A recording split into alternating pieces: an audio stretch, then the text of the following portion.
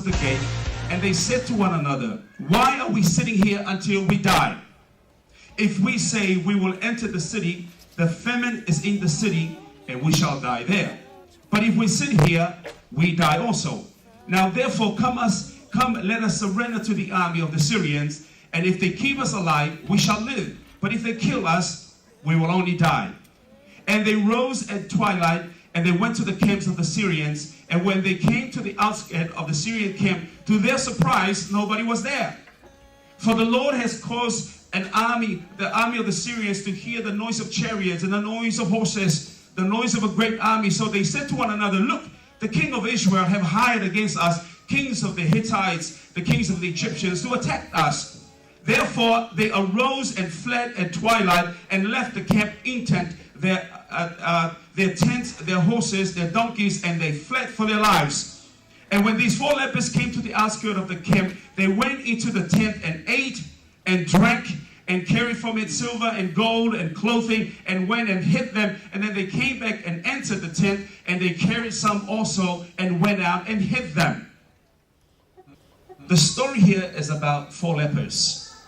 This story took place in a time where the children of Israel faced one of the worst severe famine in their lives. This famine was so severe that the Bible tells us that they were selling donkey's head for 80 shekels, equivalent today to $360 US. That was the best food they had at that time. The famine was so severe that people were fighting over donkey's head. $360 US. It was so severe that they have to sell dove's dung, and a little drop of dove's dung, they were selling it for $18 US today. It was so severe that mothers had to cook their kids and share with the neighbors, expecting the neighbors to cook their children the next week to share with them. Cannibalism was on the rise in this period of time. Yes, you're looking shocked there, but that was the reality of this famine. It was so severe. What made it worse was the Bible said that the Assyrian army came and invaded Israel, and they also occupied. At the same time, they have taken away the gold, they have taken away the silver, they have taken away the possessions of the land, and they just added to the seriousness of the situation. And in the midst of this, hear me on this. In the midst of this, the nation was mourning. The nation was in just in devastation, absolutely to the core. But the Bible zeroed in on 4 lepers. The 4 lepers was also the story that I really want us to see ourselves as. We're much better than lepers today, because if you know lepers, they were marginalized from the community. They are considered the scum of the earth, basically.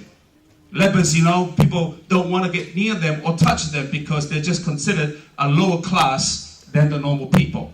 When you look at the situation, dire situation like this, everybody can easily just say, well, let's just give up and die. Because the whole nation is literally under oppression. Starvation is everywhere. But the lepers have a different mindset. I see it as the lepers came together and they decided to have what I call the lepers conference. So the 4 lepers came together and said, let's call a conference. The king is not doing anything. The city council is not doing anything. People are dying all around us. But let us lepers have a little apostolic conference. Let's have a church time here and let's see what we can do, right? So they came, and one of the lepers got up and said, you know what? We lepers, we are bound to die anyway. If we stay, we die. If we go, we die. Everywhere we turn, we will die. So why don't we just sit here and die? And the other guys are like, well, that's not a good idea. We don't like that. And another guy popped up his hand and said, I have an idea. And I said, okay, let's hear you out. And he said, we're lepers. We all know that. If we stay, we die. If we go, we die. What about if we just die going rather than die sitting? They all got excited. And then suddenly somebody got a revelation from the Lord. Why don't we just die moving forward rather than die sitting? And let me say this to you. The whole nation has given up on the situation. It took 4 lepers to call a conference and come up with a different mindset and said to themselves, we're going to die anyway, but we'd rather die moving forward than die sitting here. So the Bible tells us they got up, realizing they have come to the conclusion it's better dying forward than dying sitting. And they moved out, and the Bible tells us as they began to move out, God caused the Assyrian army to hear the marching of horses and chariots and a mighty army coming forth towards them. But it wasn't an army, it was just 4 lepers changing their mindset, changing the way they see things, and changing their actions. It wasn't anything, just the 4 lepers realizing that if we sit here, we will die. But if we get up and go, we will die. But it's better to die going forward than die sitting. And as they got up by faith and moved out, God said that he began to move with them. Something that I want you to understand, that if you believe God has got something for you and you're willing to act on it, God will move, because your moving is moving God. Do you believe that he's got a land flowing with milk and honey for you? Yes or no? Yes. Do you believe that God's got the best for you? Yes or no? Yes. Well, you can't just sit around and pray about it and just hoping one day it will happen. You've got to begin to change your mindset and get up and move out, because your moving by faith is going to move the hand of God.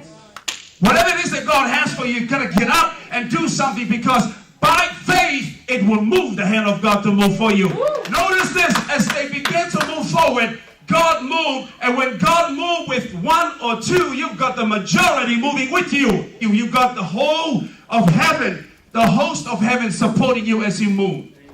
And he caused them to hear this massive thundering. They could hear the ground shaking, and they're like, my God, Israel have hired other nations. The armies are coming together to attack us. But little did they know, we're just 4 lepers that are die hard enough to get out of this situation and march forth and change the whole situation. And God came and God said, I will make your movement sounds like the movement of a mighty army. And there was enough even for the Syrians to get up and run off.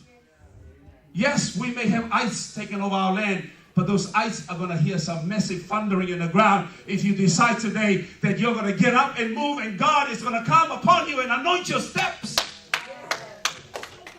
And you take 1 step, it feels like there is a marching of massive troop coming against us, and the tribe that have taken over, the ice that have taken over your land, will hear something else. They don't hear you coming, they hear a mighty army coming against them.